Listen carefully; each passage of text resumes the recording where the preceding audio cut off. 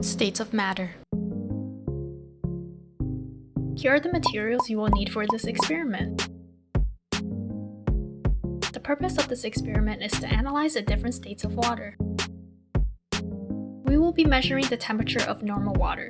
Put some water into the container in your STEM kit. Hold the button to turn the thermometer on. Stick the thermometer in the container for 5 seconds to allow it to read its temperature. Room temperature water is 32.6 degrees Celsius. At this temperature, the water is in a liquid state. Now let's move on to the hot water. Carefully pour the hot water into the provided container. Watch your fingers as you do this. Place the thermometer into the water. Hold the button to reset the temperature so you can get accurate readings. Be sure to leave it in the water for around 5 seconds. Hot water will have a temperature of high. At this temperature, the water emits some steam. This state is called gas. Now let's move on to the ice water. Carefully pour ice water into the provided container.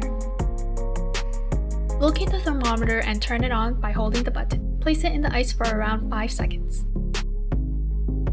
Ice water will have a temperature of low. At this temperature, the water is frozen and is in a solid state.